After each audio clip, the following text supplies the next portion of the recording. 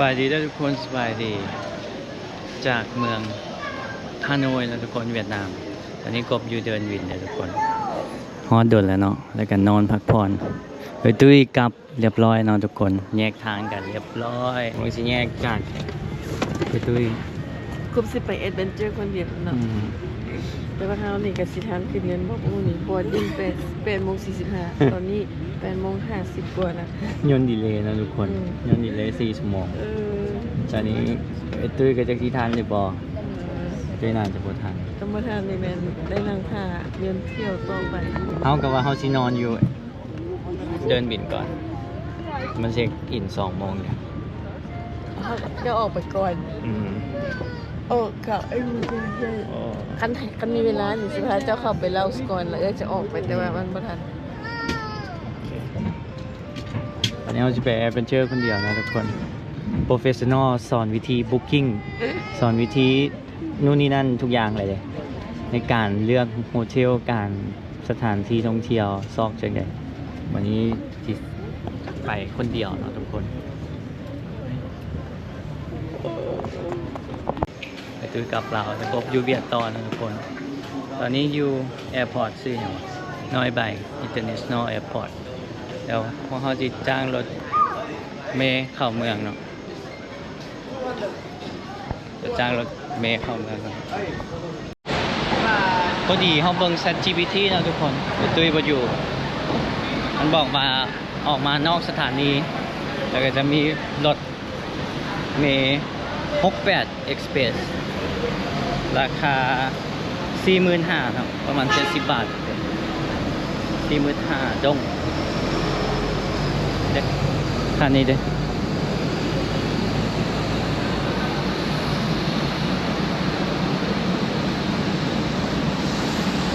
Hello City Okay. How much 45,000. Okay Inside. Okay thank you คัมเบิร์นนี่ทุกคน 45แท็กซี่เอิ้น 400,000 ตอนแรกแล้วเมื่อกี้นี่มาซูซีแท็กซี่เอิ้นมาโอเคเอา 250,000พวกกันเลยโอ้บ่ไหววันนี้เขาเข้ามาเลยทุกคนแอร์เย็นดีเนาะนี่ ChatGPT นี่ช่วยหลายเลยทุกคนอยากรู้อย่างที่ไปมองนั่นเห็นจังใดนี่โอ้สบายครับง่ายเลยแล้วกบกันแลกเงินมา$100เนาะทุกคนได้2,600,000ทุกคนค่าเงินเวียดนี่อยากว่าเกือบซ้ำๆลาวเนาะอยู่ลาวแม่น2,100,000กว่าลื่นกัน400,000500,000เนาะเบอร์ทุกคนเพราะว่ายูยนนอนบ่หลับมันหนังนอนรับเสื้อเดียวทุกคนแต่ก็มานอนอยู่เดินบินเดคาไปตำรวจก็มาไล่แล้วก็ต้องนอนแบบอีลาอีเรือเนาะทุกคนฮอดแต่ตอน9 โมงตอนนี้11 โมงงีบไปงีบนึงอันนี้ก็ยังเบื่ออยู่ทุกคนเมื่อยเดินทางเนาะทุกคนมาเที่ยวคนเดียวผมมีไอ้ตุ้ยอยู่แต่เขาถ่ายทอดวีซ่าจากเรามาแล้วเนาะทุกคนเราสอนวิธีจองโฮเทลแล้วสอนวิธีเบิงมองเที่ยวนู่นนี่นั่นเฮ็ดจังได๋ถือเซฟคอร์สกบกะเฮ็ดกบเที่ยวได้ทุกคนก็เที่ยวได้เนาะก็พาทุกคนเที่ยวนี่คักเด้ ChatGPT นี่กบแนะนำทุกคนอยากรู้หยังถามว่าเป็นคนลาวหรือว่าคนไทยเขาสงสัยหยังเขาถามไปเลยเขาอยู่นี่เขาเข้า Google Map สถานที่ตอนนี้คอยอยู่แอร์พอร์ตซื้อนี่คอยอยู่เทอร์มินอลเท่านี้คอยสิไปโฮเทลไปโฮสเทลเอาโลเคชั่น copy ใส่แต่คือกบเฮ็ดจังซี่จากสนามบินฮานอยเทอร์มินอล2จะนั่งรถเมล์ไปนี่ copy ตัวนี้ซื้อโฮสเทลไปนี่ปุ๊บมันบอกละเอียดทุกคนมันบอกละเอียดมันบอกขึ้นรถสาย68ทุกคนเด็มันบอกราคาอีก45ดงเป๊ะเลยตามเป๊ะเวลารถ30 นาทีทุกคนนี่มันก็บอกจังซี่ สำบายทุกคนขนังจับ250,000อีหลีทุกคนเด็ก250,000หา300,000ดงหา350,000ดงประมาณ500 บาททุกคนขนังรถเมล์ไปกะ70 บาทนะประหยัดขึ้นเยอะเลยขอบใจเด้อ ChatGPT ชิวๆทานเนาะนอนอยู่รถเมล์บรรยากาศฝนตกเด้อทุกคนอยู่เวียดเนาะขอเวลาพักก่อนนะทุกคน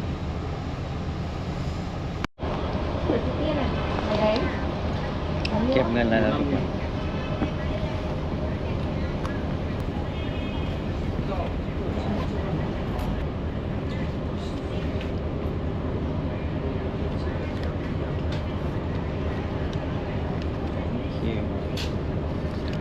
Thank you. Cảm ơn. มีตัวอะไรที่ให้นี่รถไม่ออกแล้วดูไหนมาฮานอยย่างออกมาประตูย่างออกมาซื่อๆนะทุกคนบฮอด2 นาทีเห็นเลยรถเมล์ป้าย68นะต้องเป็นนั่งดูแลลืมบอกทุกคนว่านี่กระเป๋านี่มันกระเป๋าไอ้ตุ้ยนะทุกคนกบเปลี่ยนเลยเอากบแบ็คแพ็คต่อกันเลยเอาตัวนี้ carry on ขึ้นยนต์ได้เลยใส่กระเป๋าไอ้ตุ้ยหน่อยฮอดแล้วทุกคนมาใส่บกมูดตอนนี้ ถามมันถูกขับรถเมล์แล้วก็บอกว่าตัวนี้นี่แหละใกล้สุดเพราะว่าเดี๋ยวมันมีบอกมาลงสถานีตัวนี้เนาะใกล้สุดทุกคนเอาให้เราเบิ่งแล้วว่าอยู่นี่แหละย่างไปอีเดียวว่าเขาจะว่าอังกฤษเป็นเนาะทุกคนเก่งเด้ย่างไปเท่าไหร่เนี่ยขี่รถ3 นาที600ไปเฮ้ยย่างไปก็ได้9 นาที650 เมตรฝั่งนี้โอเคไปทุกคนแบบผ่านอินเดียเนาะแล้วมาเบียนี่สบายเลยไปตุ้ยสอนวิธีทุกอย่างเลยพอจะมีอินเทอร์เน็ตกับแบตโทรศัพท์ก็โอเคเลย ChatGPT มันบอกมาห้องนี้เนาะ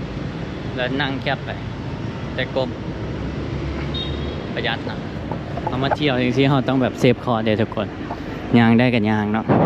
ออกกำลังกาย600 เมตร8 นาทีชิวๆคือยูเวียนี่ก็ใช้แก๊ปคืออยู่ไทยแหละทุกคนแก๊ปเป็นแท็กซี่มีรถจักรรถใหญ่เนาะถ้าเมืองเขาเจ้าใหญ่ดีเลยทุกคนงามเนาะ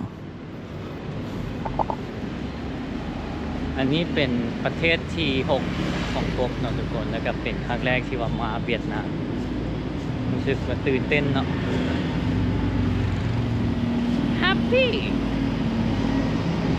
happy with my journey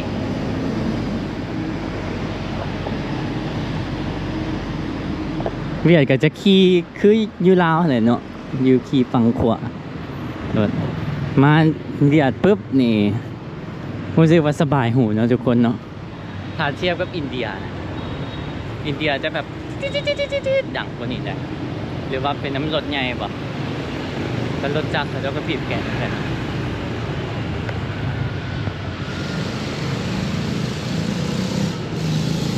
ผมก็จะกินข้าวนะทุกคน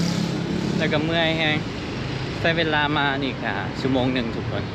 ก็โอเคเนาะประหยัดไปถ้าแมนแท็กซี่ราคาแพงแต่จะฮอด30 นาทีอันนี้ไม่กะดนแต่ก็มีแอร์เนาะสบายค่ะ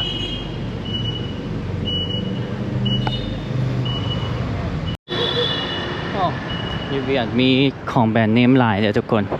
ลุยวิสตองก็อยู่ขายแคมทางจากซี่เลยเนาะอันนี้น่าจะเป็นซอฟของแท้เลยทุกคนอันนี้ถ่ายพรีเวดดิ้ง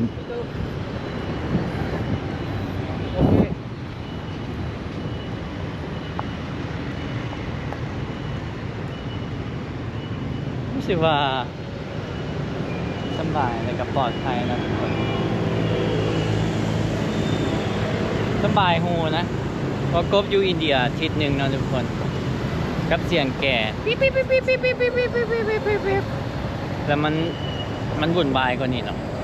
อันนี้มามองที่มันโอเคสบายหูแล้วรู้สึกว่าดีขึ้น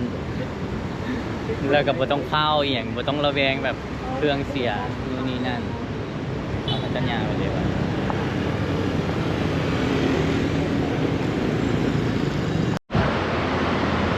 งามเนาะทุกคนเนาะ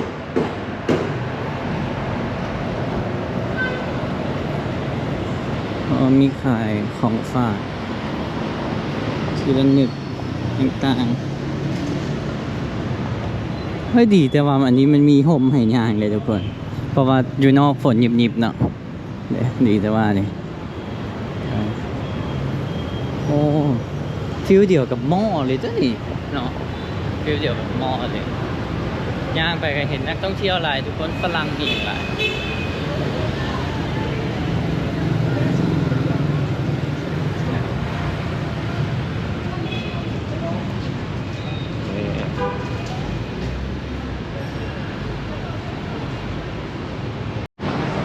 อันนี้เป็นฟิลเดียวแบบหม้อนะบลูเบอร์รี่มีกูซี่อย่างติดอีกน่าจะเป็นหม้อทุกคน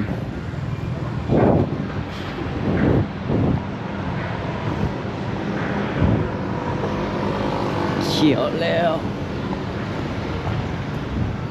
แมคโดนัลด์เดี๋ยวจะกินเฟอร์นะทุกคนเดี๋ยว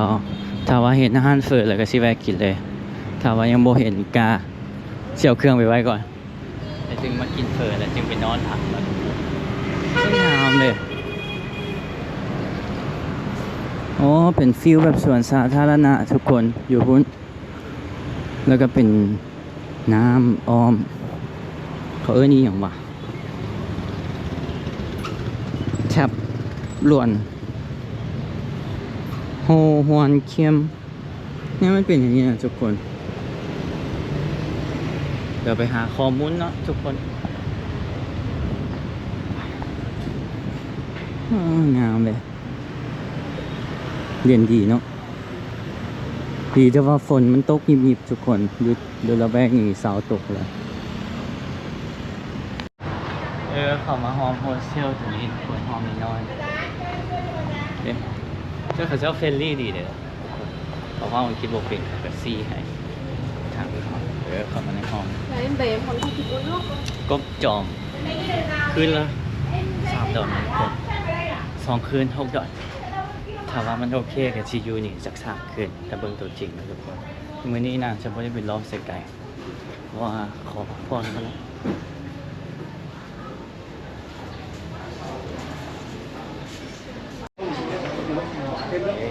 ฮอตโฮเทลอะไรทุกคน Heritage Colonial Hostel มีปิงมียอจืนโอ้ยถึกใจแล้วของมักนะทุกคนอาหารเวียดนี่กุ๊บมักอาหารอินเดียนี่ก็คือก็ได้อยู่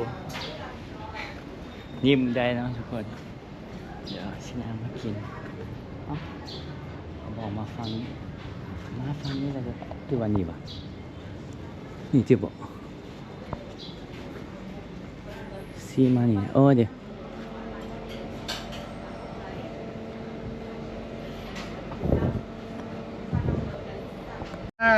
yes Yes. gonna meet friend Yes. Handsome. Yes. Khá bảnh. yeah ผม Khá bảnh.ข้าวหวาน Yes. Khá ข้าวหวาน bảnh. โอเค go room Yes. room Uống chả. อ่า Uống chả. คุณจ๋า here I love here นี่ Pick. โอเค go แล้วเวลี่ดีนะ Home. โอเคโอ้โห your home Hà Nội. Hà Nội Yes. Hà Nội. Hồ À. Gươm Lake. โอเค Yes. Plaza Tràng Tiền, Hà Nội. ฮัลโหล Hà Nội. โอเค Yes. Hạ Long Bay. ฮาลงเบย์ Yes. นี่ฮาลงเบย์นะฮาซาน Hà Giang. Hồ Gươm Lake. Su off please โอเค yes shoe off shoe off please โอเคกดเกิบนะ Giang Hà Giang Hạ Long Cát Bà Ninh Bình โอเค Ninh Bình บิงบิง up there yes how about that โอเค Wi-Fi photo โอ้ photo hey very good very good หึ very good drink water clean no dirty โอเค can drink โอเค โอเค โอเค โอเค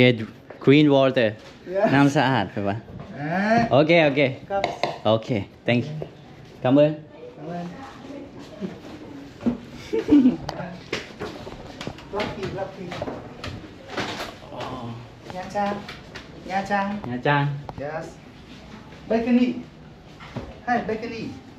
Balcony. hey Oh. English English อ๋อ no no yes อาจารย์มาสูบยาบ่บ่ได้สูบโอ้ nice Yeah. Nice. Coffee, coffee. That's the best. โอ้ โอเคเลยทุกคน Hi, bedroom. bedroom โอเค Toilet. ฮะ Toilet. toilet Okay, one, ห้อง two, น้ three. ำอันนี้ห้องอาบ Turn up the light. โอเค Turn up the light. โอเค Lighter. โอเค light Light. Turn up the Mhm. light. Room. my room there Yeah, room. okay how many people Oh. here okay hello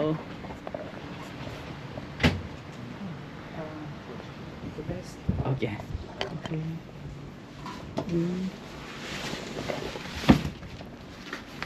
D1. D1 Yes, D1. where Lucky, look. oh looking D1 Yes. okay